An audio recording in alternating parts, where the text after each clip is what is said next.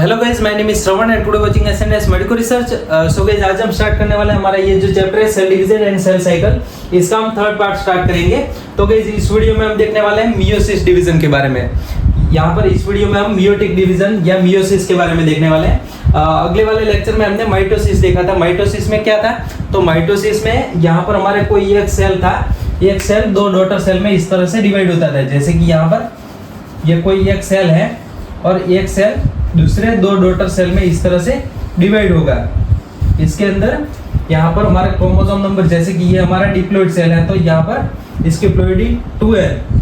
तो यहाँ पर दो डॉटर सेल बनेंगे, इसकी भी प्लॉइडी रहेगी वो 2n ही रहेगी। यहाँ पर दो डॉटर सेल बनेंगे, ये भी हमारे डिप्लॉइड सेल रहेंगे। जैसे कि ह्यूमन सेल की बात करें तो ह्यूमन सेल में हमारे 46 क्रोमोसोम रहते हैं। तो ये माइटोसिस डिवीजन के बाद यहाँ पर ये कौन सा डिवीजन? तो माइटोसिस डिवीजन के बाद भी यहाँ पर हमारे 46 ही क्रोमोसोम रहेंगे।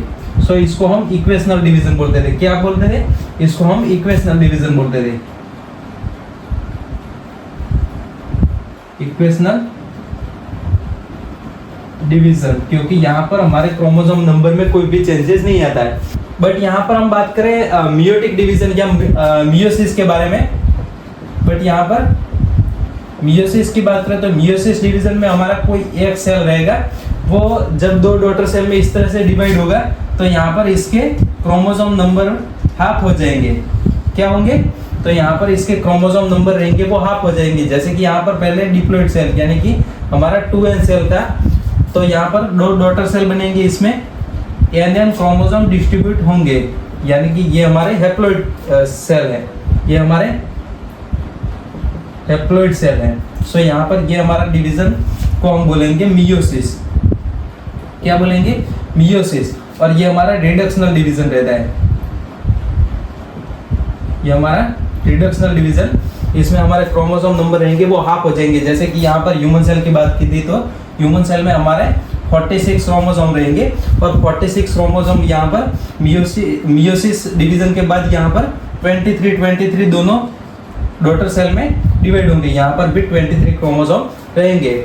अब यहाँ पर ये जो हमारा मियोसिस डिवीजन, यहाँ पर मियोसिस डिवीजन मेनली हम आपने देखा होगा ह्यूमन में हम बात करें तो हमारे गैमेट फॉर्मेशन, जिसमें हमारा स्पर्मेटोजेनेसिस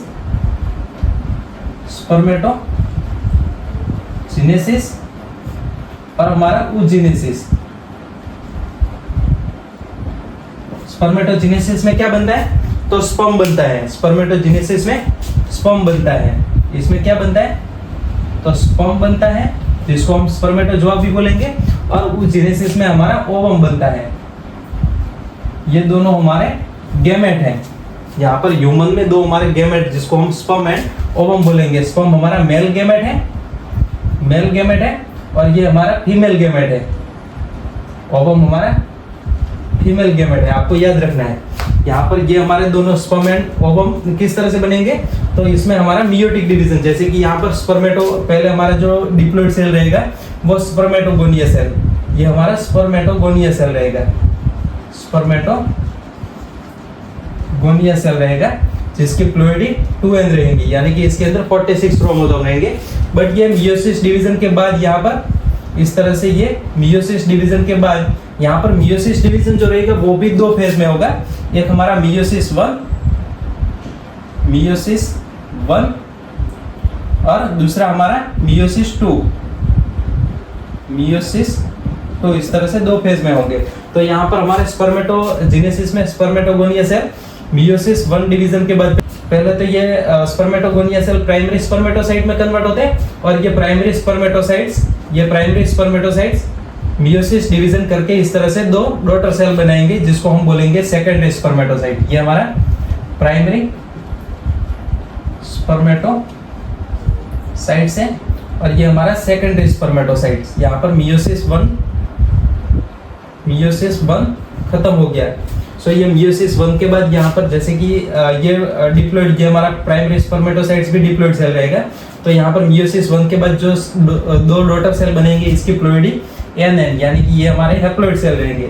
अब यहाँ पर ये सेकेंडरी स्पर्मेटोसाइट्स बन गए। ये सेकेंडरी स्पर्मेटोसाइट्स में भी फर्दर सेल डिवीजन होगा और ये इस तरह से फिर से दो डॉटर सेल में इस तरह से डिवाइड होगा। एक जो डॉटर सेल रहेगा वो फिर से दो इसके डॉटर सेल में डिवाइड होगा।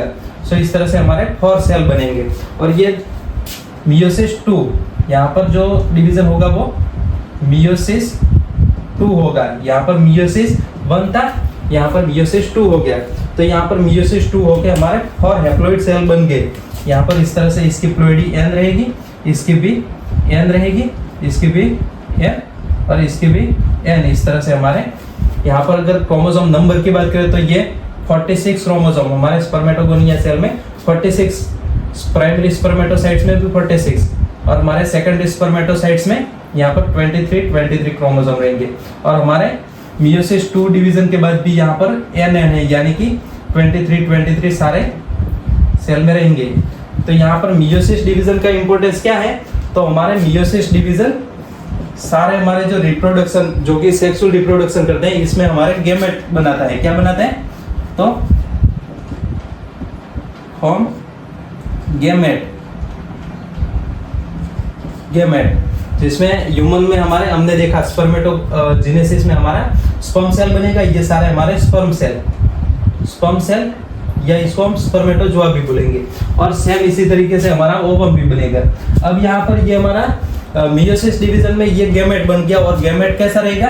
तो गैमेट हमारा एक हैप्लॉइड सेल रहेगा। कैसा रहेगा? Haploid cell. और ये हैप्लॉइड सेल, जैसे कि हम स्पर्म की बात करें तो स्पर्म हमारा एक हैप्लॉइड सेल है और वो फिर से हमारे ओवम के साथ जुड़ के यहाँ पर स्पर्म एंड ओवम दोनों फर्टिलाइज होके एक हमारा फिर से डिप्लॉइड सेल बनेंगे, जिसको हम बोलेंगे जाइगोट। क्या बोलेंगे? जाइगोट बोलेंगे। और ये जाइगोट हमारा यहाँ पर इसकी प्लॉइडी 2n रहेगी। यहाँ यानी कि यहाँ पर हमारे स्पर्म सेल के पास 23 क्रोमोसोम थे और ओवम के पास भी 23 क्रोमोसोम, फिर से ये 46 क्रोमोसोम इस तरह से जाइगोट में बना देते हैं। और जाइगोट आगे बहुत सारे माइटोसिस डिवीजन करता है। यहाँ पर स्पर्म और ओवम बनने की जो प्रोसेस है वो मियोसिस डिवीजन है। बट यहाँ पर हमारे जाइगोट में बहुत सारे माइटोसिस होगा। कौन सा? माइटोसिस, जो कि हमने आगे देख लिया है। माइटोसिस डिवीजन हमारा एक टाइप का इक्वेशनल डिवीजन, जिसमें हमारे सारे जो सेल रहेंगे इसमें क्रोमोसोम नंबर रिड्यूस नहीं होंगे। सो यहाँ पर हमारे ऐसे बहुत सारे सेल बनेंगे। जैसे कि ह्यूमन में बात करें तो ह्यूमन में ये 10⁻14 सेल, एडल्ट ह्यूमन बॉडी की बात करें तो एडल्ट ह्यूमन बॉडी में 10⁻14 सेल रहते हैं। सो ये आपको समझ में आ गया, इतने सारे सेल हमारे माइटोसिस डिवीजन में बनते हैं। और हमारे ये जो मियोसिस डिवीजन रहेगा, मियोसिस डिवीजन हमारे गैमेट फॉर्म करता है। इसको हम इस तरह से भी बोल सकते हैं, ये हमारे लाइफ का हैप्लॉइड फेज बनाता है। Form haploid phase of life का हैप्लॉइड फेज ये रिप्रेजेंट करता है। सो यहाँ तक आपको समझ में आ गया। इसके बाद यहाँ पर हम देखें तो हमारे मियोसिस डिवीजन हमने देखा जो 2 फेज में होता है। एक हमारा मियोसिस 1 और दूसरा हमारा मियोसिस 2।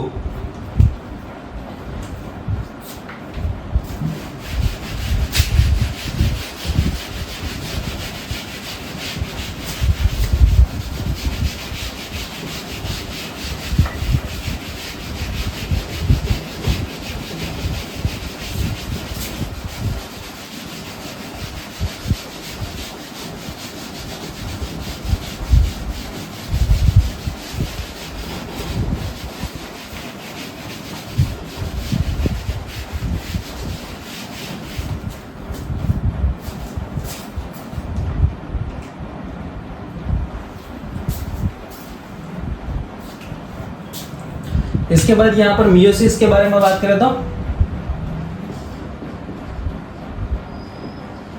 मियोसिस डिवीजन 2 फेज में होता है। एक हमारा मियोसिस 1, एक हमारा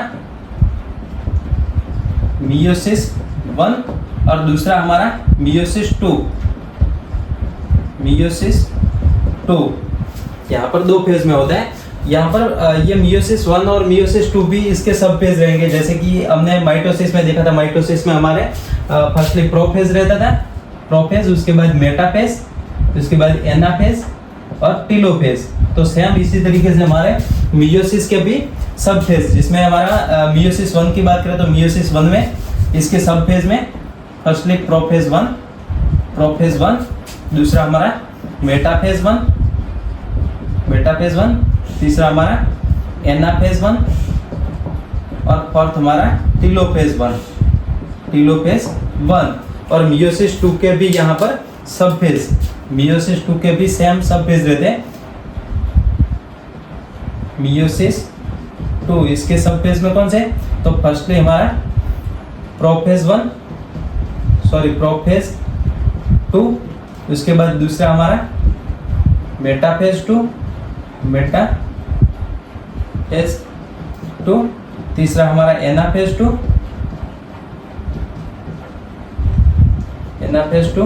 और फोर्थ हमारा टेलोफेज 2।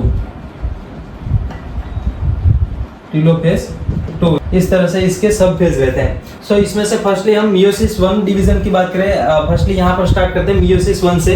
तो मियोसिस 1 जो स्टार्ट होगा वो इससे पहले हमारा इंटरफेज चलेगा। क्या चलेगा, इंटरफेज। हमने माइटोसिस डिवीजन में भी देखा था, माइटोसिस डिवीजन में भी हमारा इंटरफेज, और इंटरफेज में हमारे जो एम फेज के लिए हमारा सेल प्रिपेयर होता था, सेम इसी तरीके से यहाँ पर इंटरफेज में हमारे मियोसिस के भी पहले हमारा इंटरफेज रहेगा, और इंटरफेज में हमारा जो सेल रहेगा, सेल प्रिपेयर फॉर मियोसिस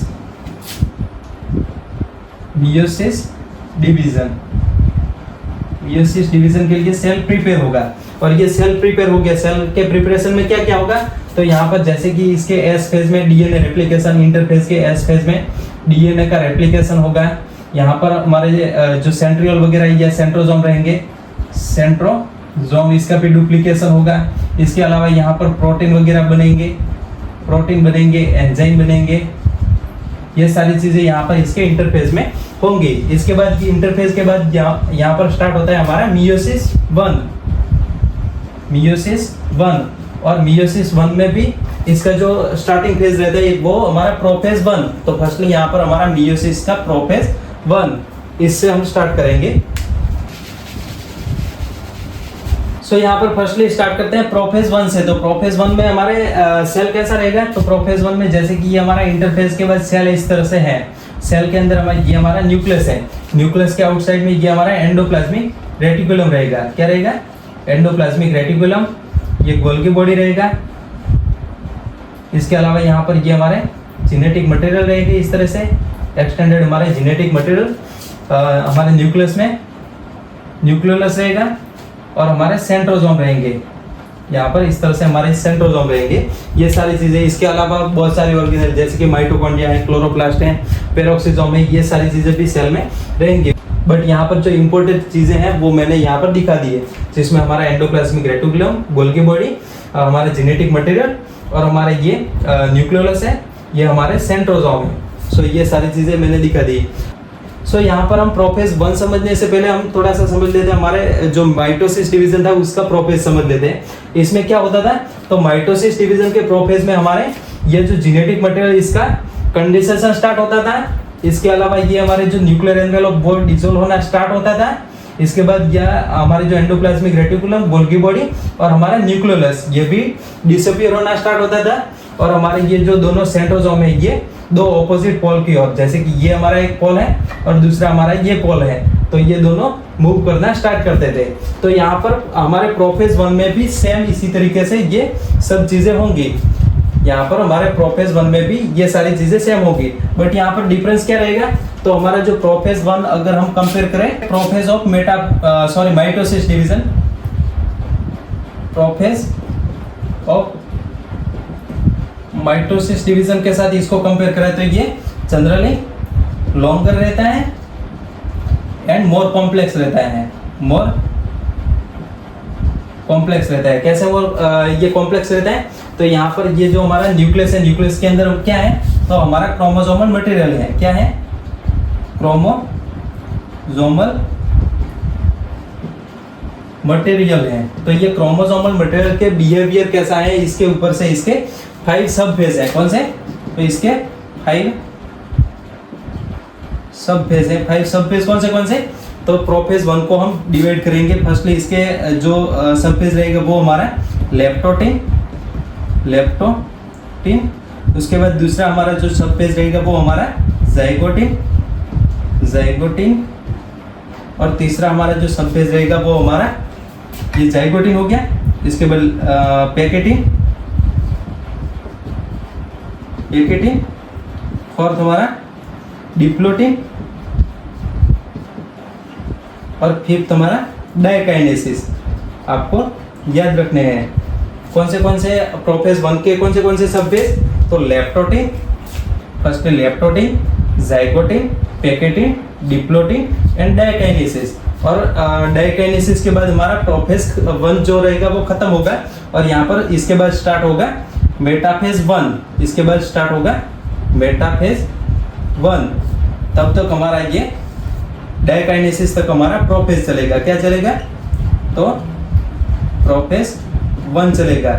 सो इस वजह से इसको हम बोलेंगे ये हमारा मोर कॉम्प्लेक्स है, और ये टाइम में भी बहुत लॉन्ग रहता है। सो फर्स्टली इसमें से हम लेप्टोटिन को देखें तो लेप्टोटिन स्टार्ट होता है हमारा ये जो क्रोमोसोमल मटेरियल है इसके कंडेंसेशन से।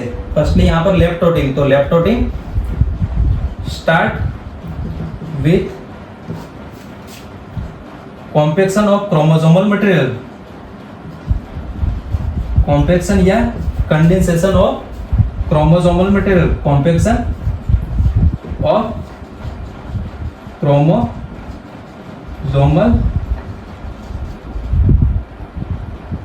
मटेरियल।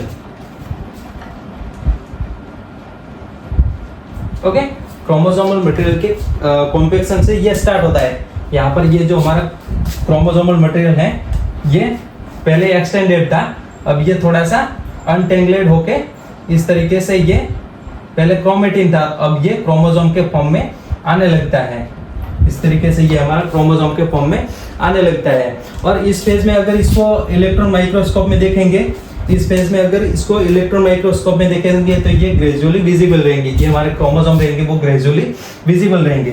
इसके बाद ये लेप्टोटिन और जाइगोटिन जनरली ये हमारे प्रोफेज 1 में भी ये शॉर्ट टाइम के रहते हैं, ये शॉर्ट टाइम के रहते हैं। बट यहाँ पर इसके बाद हमारा पैकेटिन और डिप्लोटिन रहेगा वो जनरली लॉन्गर रहेंगे, ये हमारे लॉन्गर रहेंगे, ये ज्यादा टाइम कंज्यूम करेंगे। सो यहाँ पर इसके बाद जाइगोटिन, दूसरा हमारा जो प्रोफेज का सब फेज है, प्रोफेज 1 का सब फेज है वो हमारा जाइगोटिन।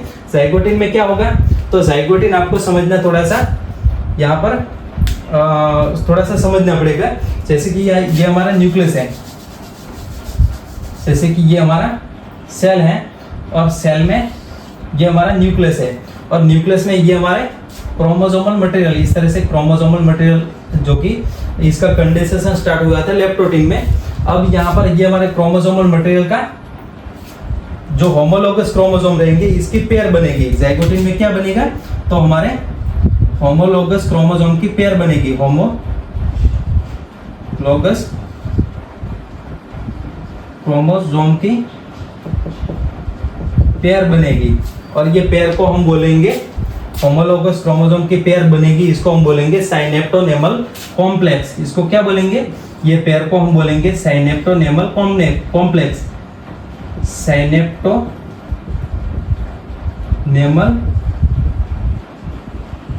कॉम्प्लेक्स। आपको यहाँ पर इस तरीके से याद रखना है, जैसे कि ये हमारा न्यूक्लियस, ये हमारा न्यूक्लियस है, और न्यूक्लियस में इस तरह से हमारे ये दोनों होमोलोगस क्रोमोसोम है, इसकी ये पेयर बन गई।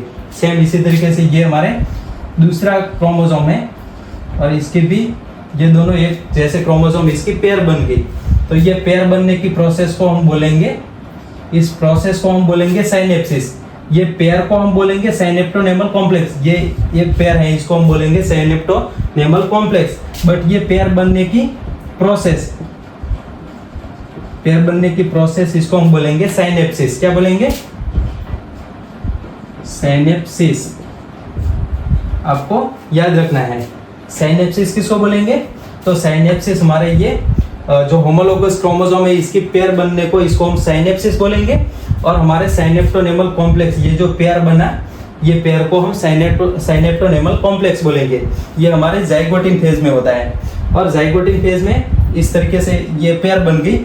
अब यहाँ पर एक्चुअली ये पेयर किस तरह से बनती है, तो जैसे कि ये एक हमारा क्रोमोसोम है, जैसे कि यहाँ पर एक ये हमारा क्रोमोसोम है, इसके ऊपर इसका होमोलोगस क्रोमोसोम इस तरीके से अटैच होगा, इस तरीके से ये दोनों जुड़ेंगे, इस तरीके से दोनों होमोलोगस क्रोमोसोम जुड़ेंगे। तो इसको हम बोलेंगे, ये हमारे जो पेयर बनी इसको हम बोलेंगे साइनेप्टोनेमल कॉम्प्लेक्स। अब यहाँ पर क्या होगा, तो ये हमारे ये कॉम्प्लेक्स है, इसको हम क्या बोलेंगे, तो इसको ये हमारे पेयर है, इसको हम या इसको इस तरह से दिखाए तो जैसे कि ये हमारा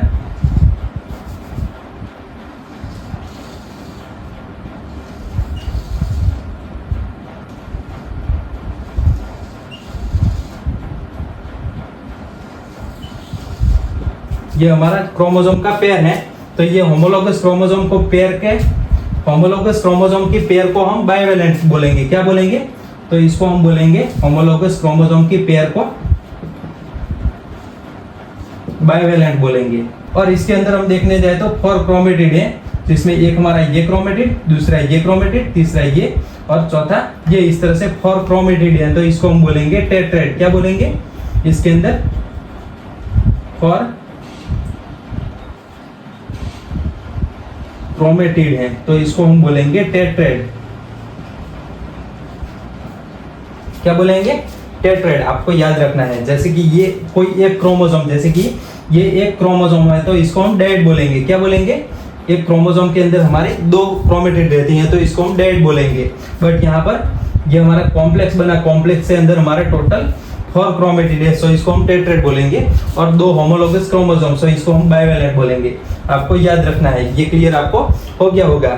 और इसके बाद हम देखें तो ये हमारे होमोलोगस क्रोमोसोम की पेयर बन गई और इसके साथ जाइगोटिन खत्म होता है और नेक्स्ट फेज स्टार्ट होता है हमारा पैकेटिन। पैकेटिन में क्या होगा, तो पैकेटिन में हमारे ये जो होमोलोगस क्रोमोसोम की पेयर बनी, इसके ये जैसे कि ये पेयर बनी तो ये पेयर के बीच रिकॉम्बिनेशन होगा। यहाँ पर पैकेटिन में हमारे क्रोमोसोम के बीच क्रॉसओवर होगा, between chromosome, crossing over between chromosome, crossing over between chromosome, homologous chromosome या क्रोमोसोम बोलेंगे, crossing over between homologous chromosome. यहाँ पर क्रॉसिंग ओवर किस तरह से होगा, तो जैसे कि यहाँ पर आप देखो, ये हमारा हमने दिखाया था, ये एक हमारा ब्लू वाला क्रोमोसोम, जैसे कि ये हमारा ब्लू वाला क्रोमोसोम था।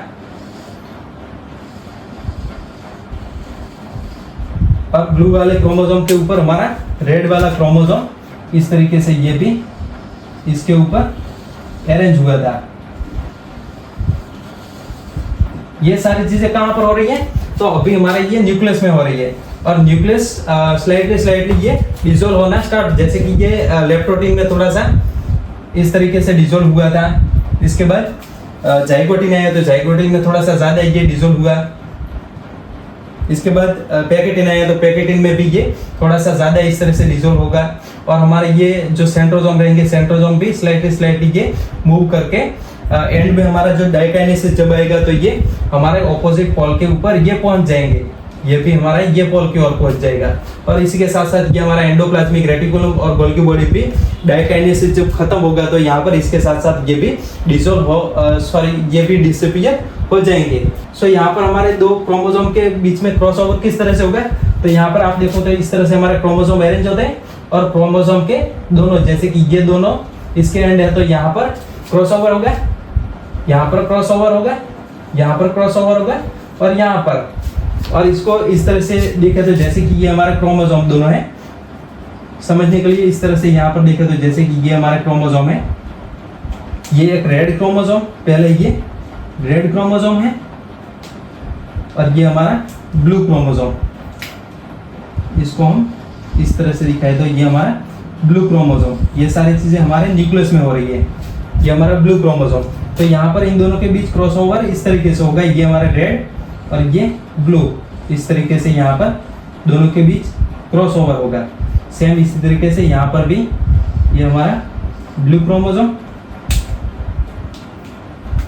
और ये रेड क्रोमोसोम, दोनों के बीच यहाँ पर इस तरीके से क्रॉसओवर हो गया। और क्रॉसओवर होके ये क्रॉसिंग ओवर बिटवीन 2 क्रोमोसोम, या क्रॉसओवर किसके बीच होता है, तो यहाँ पर क्रॉसिंग ओवर होता है between two non sister chromatid, between two non sister chromatid. Non sister chromatid क्या होता है?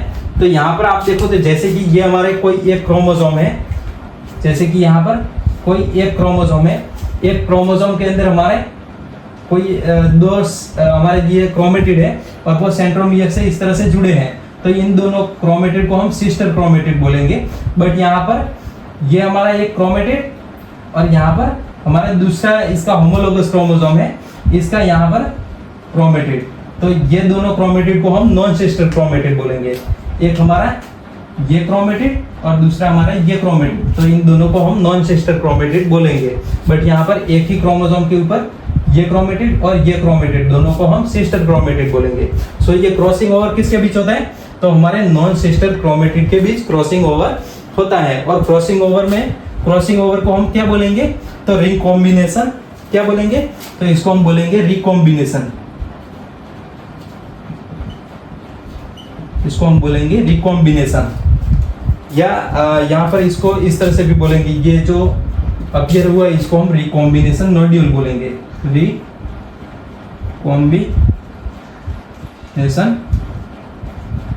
नोड्यूल्स बोलेंगे।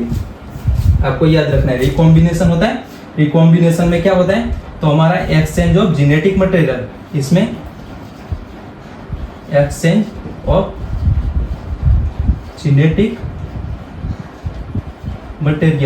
मटेरियल का यहाँ पर एक्सचेंज होता है। जैसे कि ये यहाँ पर एक्सचेंज, जैसे कि यहाँ पर ये क्रॉसओवर हुआ तो ये हमारा जो ब्लू वाला क्रोमोसोम है इसके ऊपर इस तरीके से रेड वाला क्रोमोसोम आ जाएगा, इसके ऊपर रेड वाला क्रोमोसोम आ जाएगा, और यहाँ पर हमारा जो रेड वाला क्रोमोसोम है इसके ऊपर इस तरह से ब्लू वाला क्रोमोसोम आएगा। तो ये दोनों के बीच एक्सचेंज हो गया, जेनेटिक मटेरियल का एक्सचेंज हो गया। ये एक्सचेंज मेनली जो रहता है वो हमारे जो डीएनए रहेंगे, डीएनए के अंदर हमारे न्यूक्लियोटाइड में एक्सचेंज होगा, न्यूक्लियोटाइड का एक्सचेंज होगा, तो इसको हम बोलेंगे एक्सचेंज ऑफ जेनेटिक मटेरियल। सो ये रिकॉम्बिनेशन होता है। सो हमारे पैकेटिंग के एंड में हमारा ये क्रॉसओवर जो रहेगा वो कंप्लीट हो जाएगा, यानी कि क्रॉसओवर कंप्लीट हो जाएगा और यहाँ पर हमारा जो जेनेटिक मटेरियल रहेगा वो उसका भी एक्सचेंज यहाँ पर खत्म हो जाएगा। इसके बाद यहाँ पर स्टार्ट होगा हमारा डिप्लोटिंग। आपको इसके की इवेंट याद रखना है। लेप्टोटिन में क्या होगा? तो हमारा कॉम्पैक्शन ऑफ क्रोमोसोमल मटेरियल इसका की इवेंट है, और जाइगोटिन में हमारे होमोलोगस क्रोमोसोम की पेयर बनती हैं, ये इसकी की इवेंट है। और इसको हम साइनेप्टल पेयर को साइनेप्टोनिमल कॉम्प्लेक्स बोलेंगे और ये प्रोसेस को हम साइनेप्सिस बोलेंगे। और पैकेटिन में क्या होगा? तो पैकेटिन में क्रॉसिंग ओवर होगा, और क्रॉसिंग ओवर के टाइम पे हमारे जो जेनेटिक मटेरियल रहेगा इसका एक्सचेंज होगा, और ये एक्सचेंज ऑफ जेनेटिक मटेरियल को हम बोलेंगे रिकॉम्बिनेशन। सो ये हमारे पैकेटिन में। इसके बाद यहाँ पर डिप्लोटिन स्टार्ट होगा। डिप्लोटिन में क्या होगा? तो डिप्लोटिन में हमारा ये पैकेटिन में रिकॉम्बिनेशन खत्म हो गया था। अब यहाँ पर रिकॉम्बिनेशन खत्म होने के बाद हमारा ये जो हमने देखा था हमारा साइनेप्टोनेमल कॉम्प्लेक्स, इसका डिसोल्यूशन होता है। इसके डिप्लोटिन फेज में यहाँ पर हम देखें तो डिप्लोटिन फेज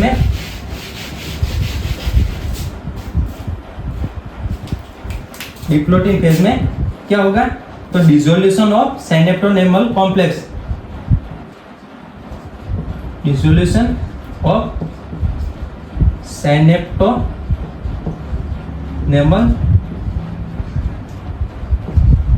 साइनेप्टोनेमल कॉम्प्लेक्स का यहाँ पर डिसोल्यूशन होगा। जैसे कि ये हमारा साइनेप्टोनेमल कॉम्प्लेक्स बना तो इसका डिसोल्यूशन होगा, और ये एक दूसरे से यहाँ पर जो होमोलोगस क्रोमोसोम रहेंगे वो एक दूसरे से सेपरेट होना स्टार्ट कर देंगे। सो यहाँ पर डिसोल्यूशन ऑफ साइनेप्टोनेमल कॉम्प्लेक्स, यानी कि homologous chromosome are separate, homologous chromosome start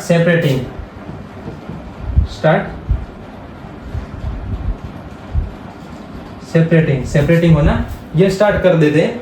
but यहाँ पर ये दोनों जुड़े रहते हैं, but they are still connected,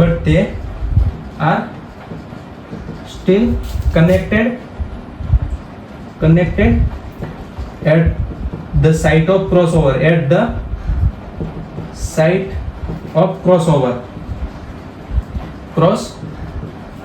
crossover की साइड पे ये कनेक्टेड रहता है और यहाँ पर एक्स शेप फॉर्म होता है, एक्स शेप बनता है और ये एक्स शेप को क्या बोलेंगे, तो चियस्माता बोलेंगे। आपको याद रखना है, जैसे कि यहाँ पर डिप्लोटिन में यहाँ पर हमारा ये जो कॉम्प्लेक्स था, कॉम्प्लेक्स में ये क्रॉसओवर हुआ था, क्रॉसओवर की साइड पे यहाँ पर इस तरीके से ये क्रॉसओवर हुआ था, जैसे कि यहाँ पर ये हमारा ब्लू क्रोमोसोम आ गया था और यहाँ पर हमारा रेड क्रोमोसोम आ गया था। तो यहाँ पर क्रॉसिंग ओवर की साइड पे दोनों जुड़े रहते हैं, क्रॉसिंग ओवर की साइड पे दोनों जुड़े रहते हैं और ये यहाँ पर इस तरह से एक शेप बनता है। एक शेप किस तरह से, तो जैसे कि ये हमारा कोई एक क्रोमोसोम है,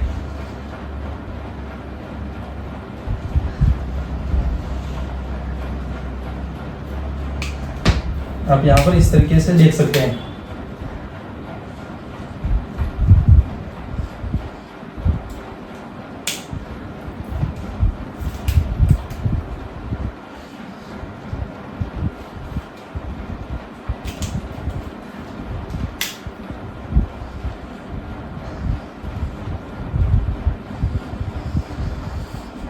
इस तरीके से यहाँ पर ये जो क्रॉस ओवर के साइड है इसके ऊपर एक शेप बनता है, आप यहाँ पर देख सकते हैं, ये एक शेप बना है। इसको क्या बोलेंगे, तो इसको बोलेंगे चियस्माता। क्या बोलेंगे, चियस्माता,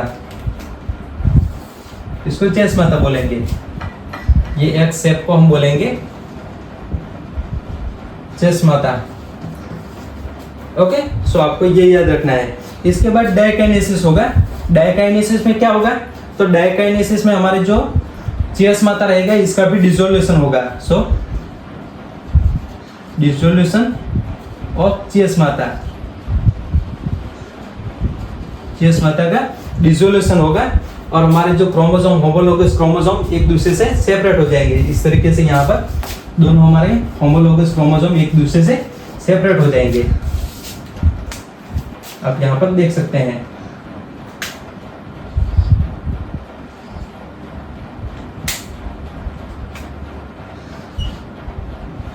तरीके से ये हमारे दो होमोलोगस क्रोमोसोम एक दूसरे से सेपरेट हो जाएंगे। कौन से फेज में, तो हमारे प्रोफेज 1 के डायकाइनेसिस फेज में। Dissolution of chiasmata and chromosome are separate from each other. Homologous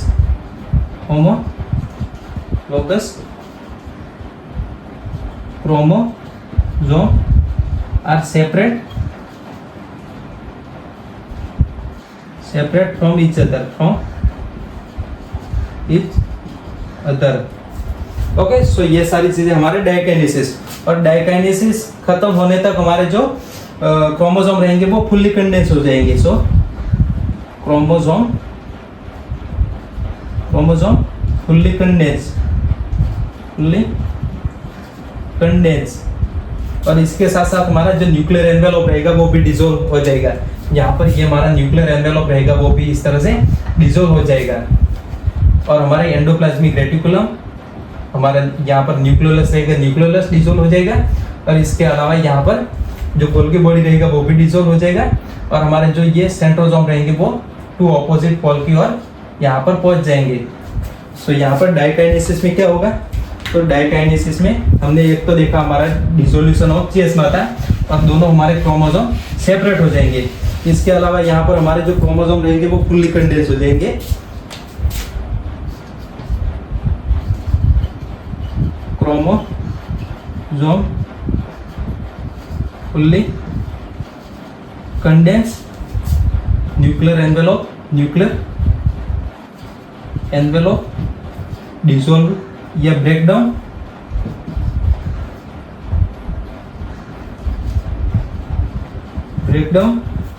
हमारा एंडोप्लाज्मिक रेटिकुलम, गोल्गी बॉडी और न्यूक्लियोलस ये भी डिसअपियर हो जाएंगे।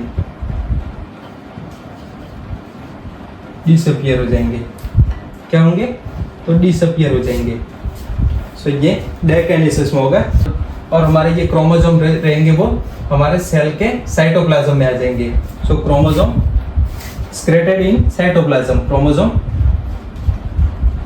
secreted in cytoplasm of cell, cell के साइटोप्लाज्म में ये secreted रहेंगे, इस तरह से ये बिखरे हुए रहेंगे, आप यहाँ पर देख सकते हैं। इसके अलावा क्या होगा, तो इसके अलावा यहाँ पर हमारे जो दोनों सेंट्रोजोम है, सेंट्रोजोम में से हमारे माइक्रोट्यूब्यूल निकलेंगे, इसको हम स्पिंडल फाइबर बोलेंगे। सो स्पिंडल फाइबर ग्रो करेंगे, ग्रो स्पिंडल फाइबर। ओके, सो इस तरीके से ये हमारा मियोसिस 1 का प्रोफेज खत्म होता है। मियोसिस 1 के प्रोफेज में हमने क्या देखा, कौन से सब फेज? मियोसिस 1 के प्रोफेज 1 में इसके सब फेज हमने लेप्टोटिन, जाइगोटिन, इसके बाद पैकेटिन, डिप्लोटिन एंड डाइकाइनेसिस, ये आपको याद कर लेने हैं। और इसमें सबसे लंबा चलने वाला जो फेज है वो हमारा डिप्लोटिन। डिप्लोटिन कुछ ऐसे वर्टिब्रेट्स रहते हैं जिसमें ये कुछ मंथ या ईयर तक भी चल सकते हैं। जैसे कि ह्यूमन की हम बात करें तो ह्यूमन में जो फीमेल रहती है, फीमेल में ये जब वो एम्ब्रियोनिक स्टेज में रहती है तब ये स्टार्ट होता है और ये खत्म होता है उसकी प्यूबर्टी के एज में। ओके, सो ये आपको ये समझ लेना है। इसके बाद यहाँ पर मियोसिस 1 के प्रोफेज हमने देख लिया। इसके बाद मेटाफेज, मेटाफेज 1, मेटाफेज 1 में क्या होगा, तो मेटाफेज 1 में यहाँ पर हमारे जो क्रोमोसोम जो कि होमोलोगस क्रोमोसोम की पेयर है, इस तरीके से हमारे होमोलोगस क्रोमोसोम की ये पेयर है और वो हमारे सेल के अंदर इस तरीके से बिखरी है। तो यहाँ पर हमारे जो दोनों सेंट्रोसोम जो कि ऑपोजिट पोल के ऊपर थे, वहां से हमारे स्पिंडल फाइबर निकलेंगे और ये स्पिंडल फाइबर हमारे जो ये होमोलोगस क्रोमोसोम की पेयर है इसके काइनेटोकोर के साथ जुड़ेंगे। यहाँ पर इसके ये काइनेटोकोर इसके साथ जुड़ेंगे और इसको अरेंज करेंगे इक्वेटोरल प्लेट के ऊपर। सेम इसी तरीके से यहाँ पर भी हमारे स्पिंडल फाइबर निकलेंगे और ये अरेंज करेंगे हमारे ये होमोलोगस क्रोमोसोम की पेयर को, इस तरीके से अरेंज करेंगे इक्वेटोरल प्लेट के ऊपर।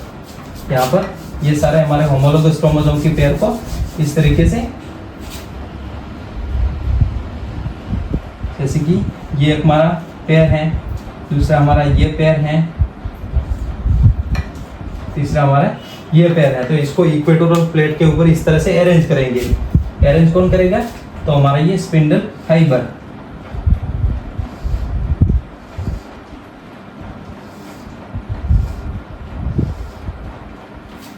सो आपको ये समझ आ गया।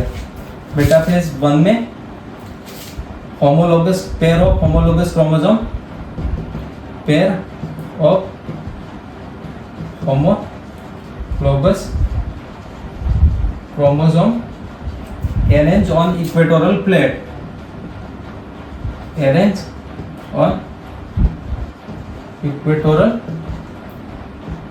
प्लेट या मेटाफेज प्लेट, या इसको हम मेटाफेज प्लेट भी बोलेंगे। अब यहाँ पर इसी के साथ हमारा मेटाफेज 1 खत्म होगा और हमारा एनाफेज 1 स्टार्ट होगा। एनाफेज 1 स्टार्ट होगा। एनाफेज 1 में क्या होगा, तो एनाफेज 1 में हमारे ये जो स्पिंडल फाइबर हैं ये शॉर्ट होना स्टार्ट कर देंगे। सो यहाँ पर शॉर्ट होना स्टार्ट करेंगे तो यहाँ पर हमारे जो होमोलोगस क्रोमोसोम की पेयर है वो यहाँ पर सेपरेट हो जाएंगी। सो एनाफेज 1 में सेपरेट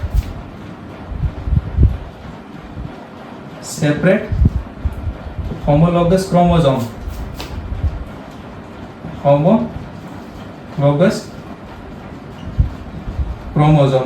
होमोलोगस क्रोमोसोम यहाँ पर सेपरेट होके मूव टूवर्ड, सेपरेट होके मूव टूवर्ड रिस्पेक्टिव पोल, टूवर्ड रिस्पेक्टिव पोल की ओर ये मूव करना स्टार्ट कर देंगे। जैसे कि ये हमारे जो पेयर हैं इसमें से ये हमारा क्रोमोसोम ये मूव करना स्टार्ट कर देगा। यहाँ पर ये हमारा क्रोमोसोम इस तरीके से मूव करेगा, ये हमारा क्रोमोसोम इस तरीके से मूव करेगा, ये हमारा क्रोमोसोम इस तरीके से मूव करेगा। ये सारे क्रोमोसोम अपने पोल की ओर ये मूव करना स्टार्ट कर देंगे। ये हमारे एनाफेज 1 में होगा। ओके, इसके बाद यहाँ पर आपको नोटिस करने वाली चीज ये है कि यहाँ पर मेटाफेज में माइटोसिस डिवीजन में हमने देखा था, माइटोसिस डिवीजन में इक्वेटोरियल प्लेट के ऊपर हमारे सारे क्रोमोसोम इस तरह से अरेंज होते थे। तो यहाँ पर इसके सेंट्रोमियर का यहाँ पर ब्रेक डाउन होता था और यहाँ पर दोनों क्रोमेटिड, जिसमें से एक क्रोमेटिड ये पोल की ओर जाएगा और दूसरा क्रोमेटिड ये पोल की ओर जाएगा। तो यहाँ पर ये प्रोसेस होती थी माइटोसिस में। बट यहाँ पर मियोसिस डिवीजन 1 में आपको याद रखना है, स्पेसिफिक मियोसिस डिवीजन 1 के जो एनाफेज 1 रहेगा इसमें क्या होगा, तो इसमें इसके सेंट्रोमियर का ब्रेकडाउन नहीं होगा। यहाँ पर सेंट्रोमियर का ब्रेकडाउन नहीं होगा, सेंट्रोमियर का ब्रेकडाउन नहीं होगा। यहाँ पर सारे हमारे ये पूरा क्रोमोसोम है वो ही मूव करेगा। तो आपको ये याद रखना है, माइटोसिस में ये सेंट्रोमियर का ब्रेकडाउन हो गया, इसमें से सिस्टर क्रोमेटिड यानी कि ये क्रोमेटिड यहाँ पर मूव करेगी और ये क्रोमेटिड यहाँ पर मूव करेगी। तो इस तरीके से होता है। बट यहाँ पर ऐसा नहीं होगा, यहाँ पर पूरा क्रोमोसोम मूव करेगा। सो यहाँ पर ये हमारा एनाफेज इसके साथ खत्म होगा और इसके बाद स्टार्ट होगा टीलोफेज। टीलोफेज 1 में क्या होगा, तो टीलोफेज 1 में हमारे ये जो क्रोमोसोम है, क्रोमोसोम पहुंच जाएंगे हमारे पोल की ओर। सो रीच एट, हमारे ये पोल है, पोल की ओर ये पहुंच जाएंगे और इसके ऊपर हमारा इस तरीके से ये पोल की ओर पहुंच जाएंगे और पोल में इस तरीके से इसके ऊपर न्यूक्लियर एनवेलप भी आ जाएगा। सो टीलोफेज में chromosome reach at respective pole, nuclear envelope फिर से रीअपियर हो जाएगा, न्यूक्लियर एनवेलप रीअपियर या रिफॉर्म हो जाएगा। इसके अलावा यहाँ पर न्यूक्लियोलस और हमारी ऑर्गेनेल जैसे कि एंडोप्लाज्मिक रेटिकुलम और गोल्गी बॉडी ये भी रीअपियर होंगे, ये भी रीअपियर होंगे। सो ये सारी चीजें यहाँ पर होंगी। तो आपको याद रखना है टीलोफेज के की इवेंट में क्या, तो हमारे क्रोमोसोम हमारे पोल की ओर पहुंच जाएंगे और इसके ऊपर हमारा न्यूक्लियर एनवेलप फिर से बन जाएगा और न्यूक्लियर एनवेलप के साथ यहाँ पर हमारे न्यूक्लियोलस, एंडोप्लाज्मिक रेटिकुलम और गोल्गी बॉडी भी यहाँ पर फिर से दिखने लगेंगे। ये हमारे एंडोप्लाज्मिक रेटिकुलम, ये गोल्गी बॉडी और यहाँ पर ये न्यूक्लियोलस। सेम इसी तरीके से यहाँ पर एंडोप्लाज्मिक रेटिकुलम, गोल्गी बॉडी और ये न्यूक्लियोलस, ये हमारे सेल के अंदर देखने को मिल जाएंगे। अब यहाँ पर क्या होगा, तो अब यहाँ पर हमारे ये जो दो न्यूक्लियस बन गए, अब यहाँ पर ये दोनों सेल में हमारे साइटोकाइनेसिस होना है। क्या होना है, तो साइटोकाइनेसिस क्या होता है, तो डिस्ट्रीब्यूशन ऑफ साइटोप्लाज्म का दोनों सेल में डिस्ट्रीब्यूशन होना है। जैसे कि ये सेल है तो सेल के अंदर इस तरीके से दो डॉटर सेल बन जाएंगे, इसके साइटोप्लाज्म का भी डिवीजन होगा और दो डॉटर सेल बन जाएंगे। सो इस तरह से यहाँ पर हमारे दो डॉटर सेल बन गए। अब यहाँ पर इसके बाद साइटोकाइनेसिस में हमारे जो सेल रहेंगे, सेल फिर से हमारा जो जेनेटिक मटेरियल रहेगा वो थोड़ा सा यहाँ पर ज़्यादा एक्सटेंडेड नहीं होगा। यहाँ पर ज़्यादा ये एक्सटेंडेड हमारा जेनेटिक मटेरियल ज़्यादा एक्सटेंड नहीं होगा। हमने माइटोसिस में देखा था, माइटोसिस में जब साइटोकाइनेसिस होता है तो हमारे जो जेनेटिक मटेरियल यानी कि टीलोफेज के बाद हमारा जो जेनेटिक मटेरियल रहेगा वो फिर से एलोबरेटेड यानी कि क्रोमोसोम से फिर से वो क्रोमेटिड बन जाएगा। बट यहाँ पर ऐसा नहीं होगा। मियोसिस डिवीजन में हमारे मियोसिस 1 जैसे ही खत्म होगा यानी कि टीलोफेज 1 खत्म होगा, उसके बाद साइटोकाइनेसिस होगा, तो यहाँ पर हमारा जो जेनेटिक मटेरियल रहेगा वो थोड़ा सा एक्सटेंड होगा, बट यहाँ पर ज़्यादा एक्सटेंड वो नहीं होगा और तुरंत वो स्टार्ट कर देगा मियोसिस 2। उसके बाद तुरंत वो स्टार्ट कर देगा मियोसिस 2 स्टार्ट कर देगा। और मियोसिस 1 और मियोसिस 2 के बीच हमारा एक शॉर्ट फेज रहता है जिसको हम इंटरकाइनेसिस बोलेंगे। क्या बोलेंगे, इंटरकाइनेसिस बोलेंगे। और ये इंटरकाइनेसिस शॉर्ट लाइव होता है, शॉर्ट ये एक छोटा सा पीरियड रहता है जिसके अंदर हमारा जो सेल रहेगा वो मियोसिस 2 स्टार्ट कर देगा। यहाँ पर हमारे मियोसिस 1 में हमने देखा था मियोसिस 1 से पहले हमारा इंटरफेज होता है, बट यहाँ पर मियोसिस 2 के पहले इंटरफेज नहीं होता है, यानी कि मियोसिस 1 जैसे ही खत्म हुआ तो उसके बाद तुरंत हमारा मियोसिस 2 स्टार्ट हो जाता है। सो यहाँ पर इसके बीच में कोई भी टाइम नहीं रहता है। सो फर्स्टली यहाँ पर हम मियोसिस 2 की बात करें तो मियोसिस 2 जो रहेगा वो हमारा माइटोसिस डिवीजन के जैसा ही रहेगा। मियोसिस 2 जो रहेगा वो हमारा माइटोसिस डिवीजन के जैसा ही रहेगा। कैसे?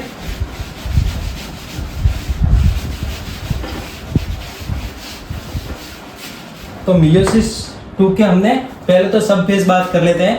मियोसिस 2 के सब फेज में फर्स्टली प्रोफेज 2, उसके बाद मेटाफेज 2, उसके बाद एनाफेज 2, उसके बाद टीलोफेज 2। सो फर्स्टली प्रोफेज में क्या होगा? तो प्रोफेज में हमारे जो दो डॉटर सेल बने थे, जैसे कि ये एक सेल है और ये एक सेल है, दो डॉटर सेल में हमारे जो जेनेटिक मटेरियल रहेगा इसका फिर से यहाँ पर एक्सटेंड इसका कंडेंसेशन स्टार्ट होगा। जैसे कि वो थोड़े से एलोबरेटेड हुए थे, वो फिर से एक्सटेंड या इसका कॉम्पैक्शन स्टार्ट होगा। सो फिर से इसका कॉम्पैक्शन स्टार्ट हो जाएगा, फिर से इसका कॉम्पैक्शन स्टार्ट हो जाएगा और वो फिर से क्रोमोसोम बन जाएंगे। और इसी के साथ साथ हमारे जो न्यूक्लियर एनवेलोप डिसॉल्व हो जाएगा या ब्रेक डाउन होना स्टार्ट होगा। Break down. और इसी के साथ साथ हमारे एंडोप्लाज्मिक रेटिकुलम, हमारे गोल्गी बॉडी और न्यूक्लियोलस ये भी यहाँ पर डिसअपियर हो जाएंगे। So disappear endoplasmic reticulum, nucleolus and Golgi body ये भी डिसअपियर हो जाएंगे। और हमारे जो क्रोमोसोम रहेंगे वो इस तरह से, ये हमारा न्यूक्लियर एनवेलोप डिसअपियर हो जाएंगे तो हमारे क्रोमोसोम साइटोप्लाज्म में आ जाएंगे और हमारा सेल इस तरीके से दिखेगा। अब मेटाफेज, इसके बाद मेटाफेज 2 स्टार्ट होगा। तो मेटाफेज 2 में क्या होगा? तो हमारे यहाँ पर जो सेंट्रोजोम थे, सेंट्रोजोम यहाँ पर भी हमारे सेंट्रोजोम 2 ऑपोजिट पोल की ओर इसके प्रोफेज 1 में पहुंच जाएंगे और यहाँ से स्पिंडल फाइबर निकलेंगे और ये स्पिंडल फाइबर इसके जाके काइनेटोकोर के ऊपर अटैच होंगे। ये सारे जो क्रोमोसोम है इसको इस तरीके से अरेंज करेंगे इक्वेटोरल प्लेट के ऊपर, जो हमने माइटोसिस डिवीजन में देख लिया है। इसको इस तरह से अरेंज करेंगे हमारे इक्वेटोरल प्लेट के ऊपर, और इक्वेटोरल प्लेट के ऊपर अरेंज करके ये हमारा मेटाफेज 2 में क्या होगा? तो क्रोमोसोम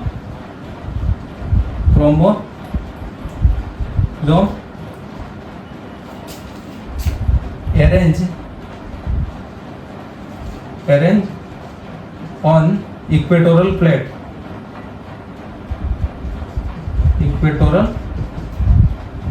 प्लेट या मेटाफेज प्लेट के ऊपर ये अरेंज हो जाते हैं। और इसके बाद यहाँ पर एनाफेज 2 स्टार्ट होगा। एनाफेज 2 में यहाँ पर हमारे जो क्रोमोसोम रहेंगे वो इसके सेंट्रोमियर से यहाँ पर सेपरेट होंगे, यानी कि यहाँ पर सेंट्रोमियर से सेपरेट होंगे तो इसकी जो क्रोमेटिड रहेंगे, एक क्रोमेटिड इसकी कोई एक पोल की ओर और दूसरी क्रोमेटिड दूसरे पोल की ओर, यानी कि ये क्रोमेटिड है ये हमारे ये पोल की ओर मूव करना है और ये हमारी क्रोमेटिड ये पोल की ओर मूव करना। सेम इसी तरीके से यहाँ पर भी ये सारी चीज़ें सेम होंगी। सो यहाँ पर ये हमारे स्पिंडल फाइबर शॉर्ट होंगे और यहाँ पर हमारे जो क्रोमेटिड रहेंगे वो इस तरीके से ये अपने पोल की ओर मूव करना स्टार्ट कर देंगे। स्प्लिट क्रोमोसोम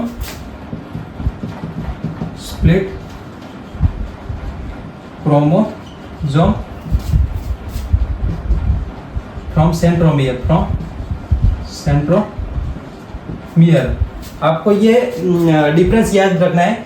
एनाफेज 1 में यहाँ पर हमारे जो क्रोमोसोम रहेंगे वो सेपरेट होते थे, बट वो इसका सेंट्रोमियर ब्रेकडाउन नहीं होता था। बट यहाँ पर एनाफेज 2 में हमारा सेंट्रोमियर ब्रेकडाउन होगा।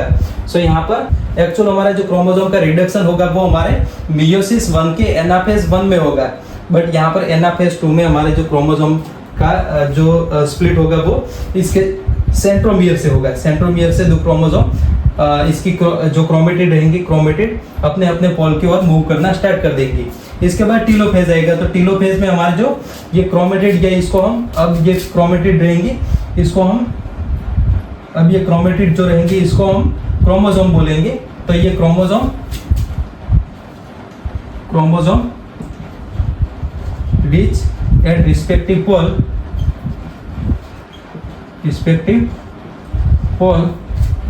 और इसके ऊपर न्यूक्लियर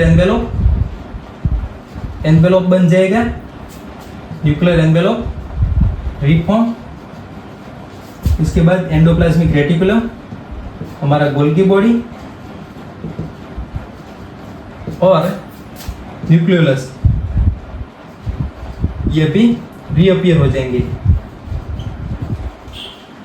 जाएंगे। तो यहाँ पर इसके टीलोफेज में इस तरीके से दिखेंगे। ये इसके ऊपर न्यूक्लियर एनवेलोप बन जाएगा। इसके अंदर जो क्रोमोसोम रहेंगे वो फिर से इस तरह से एक्सटेंडेड फॉर्म में आ जाएंगे, यानी कि ये क्रोमोसोम रहेंगे इसके ऊपर रिस्पेक्टिव पोल के ऊपर पहुंच तो जाएंगे और ये एक्सटेंड होंगे and become extended and elaborated. Okay, so आपको ये चीजें समझनी है। इसके बाद यहाँ पर टीलोफेज जैसे ही खत्म होगा तो हमारा साइटोकाइनेसिस होगा और ये जो सेल रहेगा वो इस तरह से दो डॉटर सेल में डिवाइड होगा। इस तरीके से दो डॉटर सेल में ये डिवाइड होगा। और सेम हमारा ये भी जो सेल था वो भी इसी के सेल डिवीजन में मियोसिस 2 में पार्टिसिपेट करेगा और ये भी दो डॉटर सेल में इस तरह से डिवाइड होगा। तो इवेंचुअली हमारा जो एक सेल रहेगा वो मियोसिस डिवीजन के बाद 4 सेल में डिवाइड होगा। इवेंचुअली वो 4 हैप्लॉइड सेल बनाएगा। और यहाँ पर ये जो सारे सेल रहेंगे इसके अंदर क्रोमोसोम के सेट हम गिने तो ये एन रहेंगे, यानी कि ये हमारे इसकी प्लोइडी हैप्लॉइड रहेगी। ये हमारे एन इसके अंदर सेट ऑफ क्रोमोसोम है। ह्यूमन सेल की बात करें तो ह्यूमन सेल में ये 23 और 23 इस तरीके से यहाँ पर हमारे क्रोमोसोम नंबर रहेंगे। सो ये हमारा मियोसिस डिवीजन खत्म हो गया। और इसके साथ यहाँ पर एक और इसके अलाइन टॉपिक है हमारा मियोसिस डिवीजन का इम्पोर्टेंस या इसका सिग्निफिकेशन क्या रहता है। तो ये हमारे सेल के या लाइफ का हैप्लॉइड फेज फॉर्म करती है। Haploid phase of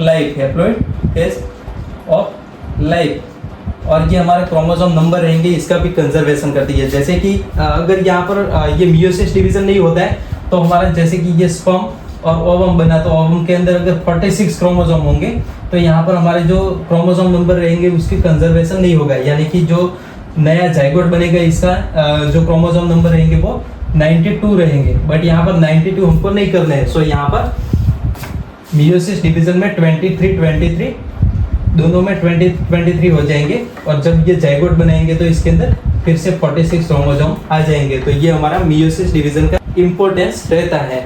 okay, so ये हो गया हमारा मियोसिस डिवीजन। और इसी के साथ ये हमारा chapter cell division and cell cycle खत्म होता है। अगर ये वीडियो आपको पसंद आए तो please like my video, subscribe my channel and hit the bell icon. Okay, thank you guys.